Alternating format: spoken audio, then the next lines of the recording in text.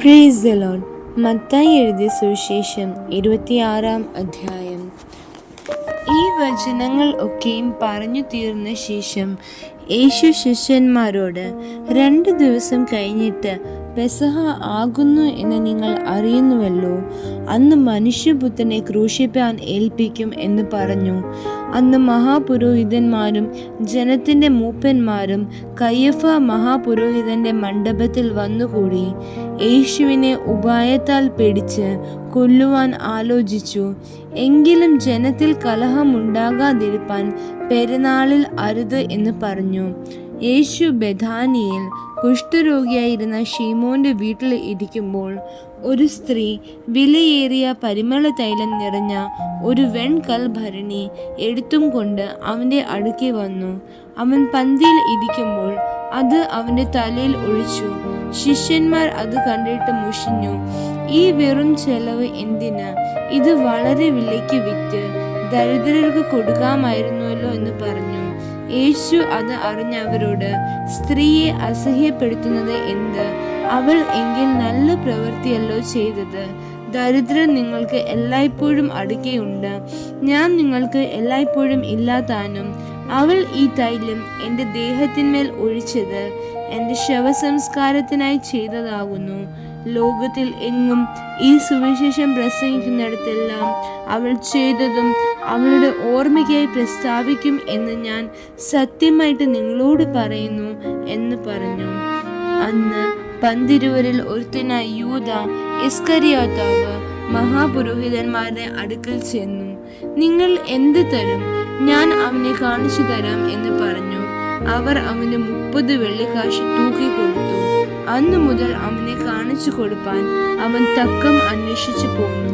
പുളിപ്പില്ലാത്ത അപ്പത്തിന്റെ 1-ാം നാളിൽ ശിഷ്യന്മാർ യേശുവിന്റെ അടുക്കൽ വന്നു.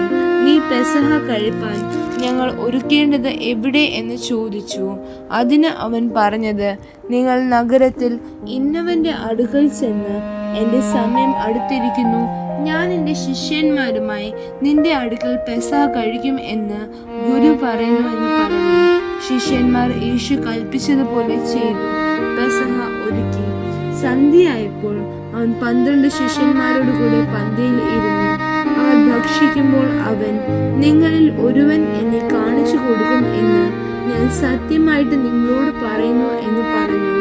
അപ്പോൾ അവർ അത്യന്തം ദുഃഖിച്ചു. ഞാനോ കർത്താവേ എന്ന് ഓരോരുത്തൻ പറഞ്ഞു തുടങ്ങി. അവൻ ഉത്തരം പറഞ്ഞത്, എന്നോട് കൂടെ കൈ താലത്തിൽ മുക്കുന്നവൻ തന്നെ എന്നെ കാണിച്ചു കൊടുക്കും.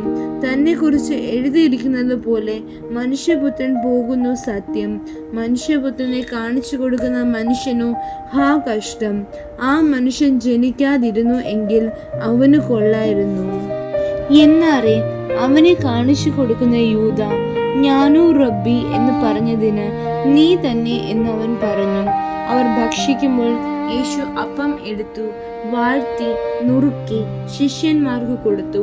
വാങ്ങി ഭക്ഷിപ്പീൻ, ഇത് എൻ്റെ ശരീരം എന്ന് പറഞ്ഞു. പിന്നെ പാനപാത്രം എടുത്തു സ്തോത്രം ചൊല്ലി അവർക്ക് കൊടുത്തു. എല്ലാവരും ഇതിൽ നിന്ന് കുടിപ്പീൻ. ഇത് അനേകർക്കു വേണ്ടി പാപമോചനത്തിനായി ചൊരിയുന്ന പുതിയ നിയമത്തിനുള്ള എൻ്റെ രക്തം. എൻ്റെ പിതാവിൻ്റെ രാജ്യത്തിൽ നിങ്ങളോടുകൂടെ പുതുതായി കുടിക്കും നാൾ വരെ ഞാൻ മുന്തിരിവള്ളിയുടെ ഈ അനുഭവത്തിൽ നിന്ന് ഇനി കുടിക്കുകയില്ല എന്ന് ഞാൻ നിങ്ങളോട് പറയുന്നു എന്ന് പറഞ്ഞു. പിന്നെ അവർ സ്തോത്രം പാടിയ ശേഷം ഒലിവ് മലയ്ക്ക് പുറപ്പെട്ടു പോയി. യേശു അവരോട്, ഈ രാത്രിയിൽ നിങ്ങൾ എല്ലാവരും എങ്കിൽ ഇടറും. ഞാൻ ഇടയനെ വെട്ടും, കൂട്ടത്തിലെ ആടുകൾ ചിതറിപ്പോകും എന്ന് എഴുതിയിരിക്കുന്നുവല്ലോ. എന്നാൽ ഞാൻ ഉയിർത്തെഴുന്നേറ്റ ശേഷം നിങ്ങൾക്ക് മുമ്പായി ഗലീലയ്ക്ക് പോകും. അതിന് പത്രോസ്, എല്ലാവരും നിങ്ങൾ ഇടറിയാലും ഞാൻ ഒരു നാളും ഇടറുകയില്ല എന്നുത്തരം പറഞ്ഞു. യേശു അവനോട്, ഈ രാത്രിയിൽ കോഴി കൂകും മുമ്പേ നീ 3 വട്ടം എന്നെ തള്ളിപ്പറയും എന്ന് ഞാൻ സത്യമായിട്ട് നിന്നോട് പറയുന്നു എന്ന് പറഞ്ഞു. നിന്നോട് കൂടെ മരിക്കേണ്ടി വന്നാലും ഞാൻ നിന്നെ തള്ളിപ്പറയുകയില്ല എന്ന് പത്രോസ് അവനോട് പറഞ്ഞു. അതുപോലെ തന്നെ ശിഷ്യന്മാർ എല്ലാവരും പറഞ്ഞു. അനന്തരം യേശു അവരുമായി ഗെത്സെമന എന്ന തോട്ടത്തിൽ വന്നു.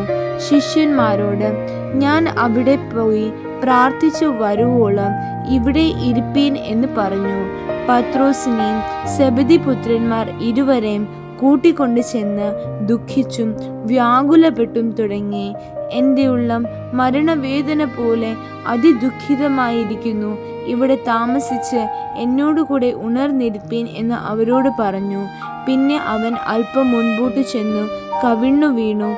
പിതാവേ, കഴിയുമെങ്കിൽ ഈ പാനപാത്രം എങ്കിൽ നിന്ന് നീങ്ങിപ്പോകണമേ. എങ്കിലും ഞാൻ ഇച്ഛിക്കും പോലെയല്ല, നീ ഇച്ഛിക്കും പോലെ ആകട്ടെ എന്ന് പ്രാർത്ഥിച്ചു. പിന്നെ അവൻ ശിഷ്യന്മാർ അടുക്കൽ വന്നു. അവർ ഉറങ്ങുന്നത് കണ്ടു പത്രോസിനോട്, എന്നോടുകൂടി ഒരു നാഴിക പോലും ഉണർന്നിരിപ്പാൻ നിങ്ങൾക്ക് കഴിഞ്ഞില്ലയോ? പരീക്ഷയിൽ അകപ്പെടാതിരിപ്പാൻ ഉണർന്നിരുന്ന് പ്രാർത്ഥിപ്പീൻ. ആത്മാവ് ഒരുക്കമുള്ളത്, ജഡമോ ബലഹീനമത്രേ എന്ന് പറഞ്ഞു.